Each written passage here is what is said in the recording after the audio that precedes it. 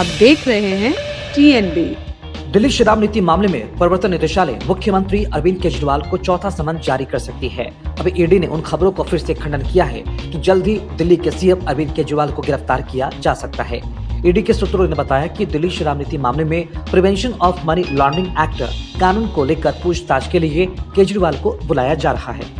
इस बीच चर्चा इस बात को लेकर भी हो रही है कि क्या दिल्ली के सीएम अरविंद केजरीवाल जाने वाले हैं। इस बात की आशंका कोई और नहीं बल्कि खुद अरविंद केजरीवाल जता रहे हैं। उनकी पार्टी के नेता भी 2 दिनों से यही कह रहे हैं कि ईडी अरविंद केजरीवाल को गिरफ्तार करने वाली है। इस बीच एक नए घोटाले ने केजरीवाल की मुश्किलें बढ़ा दी हैं। आम आदमी पार्टी लगातार आरोप लगा रही थी कि केजरीवाल की आज गिरफ्तारी बस होने ही वाली है। हालांकि केजरीवाल की गिरफ्तारी तो नहीं हुई, लेकिन उन्होंने मीडिया के सामने आकर उन्हीं बातों को दोहराया जो लगातार उनके साथी पिछले कुछ घंटों से कह रहे हैं। पिछले 2 साल से आप शराब घोटाला का नाम सुन रहे हैं, अभी तक इस घोटाले में एक भी पैसा नहीं मिला। बीजेपी मुझे गिरफ्तार करना चाहती है, इसलिए सबसे बड़ी संपत्ति मेरी ईमानदारी है। हमने समन का जवाब भेज दिया है। ईडी की तरफ से भेजा गया समन पूरी तरह से गैर कानूनी है। जब देश में आम चुनाव का शंखनाद हो चुका हो, रणनीति, प्लानिंग, गठबंधन और सीट शेयरिंग को लेकर चर्चा जोरों पर हो रही है, उस वक्त केजरीवाल इस मुद्दे को 2024 के लोकसभा चुनाव से जोड़ने से नहीं चूके। दिल्ली के मुख्यमंत्री अरविंद केजरीवाल ने कहा कि सीबीआई ने मुझे 8 महीने पहले बुलाया था, मैंने उनके सामने पेश हुआ। फिर एक बार से लोकसभा चुनाव से ठीक 2 महीने पहले मुझे बुलाया जा रहा है।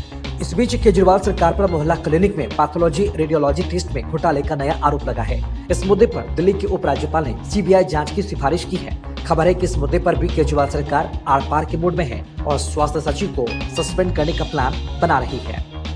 दिल्ली के सीएम अरविंद केजरीवाल और प्रवर्तन निदेशालय के बीच आंख मिचौली का खेल जारी है। 3 बार प्रवर्तन निदेशालय अरविंद केजरीवाल को पूछताछ के लिए बुला चुका है और तीनों ही बार अलग अलग कारण बताकर वे बचते रहे हैं। यहाँ तक कि खुद ईडी से सवाल भी कर रहे हैं। भाजपा आपके तमाम आरोपों प्रत्यारोपों के बीच प्रश्न ये भी उठने लगा है कि आखिर अरविंद केजरीवाल ही प्रवर्तन निदेशालय की जांच से बचने के लिए तरह तरह की जुगत क्यों लगा रहे हैं।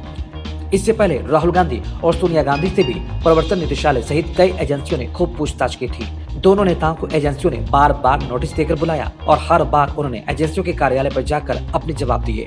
कांग्रेस के दोनों शीर्ष नेताओं ने जांच एजेंसी के सामने पेश होने से कभी इनकार नहीं किया। कांग्रेस पार्टी हमेशा यह आरोप लगाती रही है कि पुराने विवादों को उछालकर उनके नेताओं को अकारण परेशान किया जा रहा है। पार्टी ने पूछताछ के दिन सड़कों पर प्रदर्शन भी किया, लेकिन इसके बाद भी दोनों नेताओं ने कभी जांच से भागने की कोशिश नहीं की। उन्होंने डटकर जांच एजेंसियों के सवालों का सामना किया। यहाँ तक कि जब भी प्रियंका गांधी के पति रॉबर्ट वाड्रा से पूछताछ की गई तो उन्होंने भी कभी जांच से बचने की कोशिश नहीं की। वे तय समय पर जांच एजेंसी के कार्यालय पहुंचे, 8 घंटे तक लिखकर एजेंसी के प्रश्नों के जवाब दिए और वापस आते समय एजेंसियों को यह भी भरोसा दिलाया कि वे जब भी चाहेंगे वे जांच पूछताछ के लिए हाजिर रहेंगे। अब सवाल ये उठ रहा है कि दिल्ली के मुख्यमंत्री अरविंद केजरीवाल क्यों जांच में सहयोग करने से बच रहे हैं।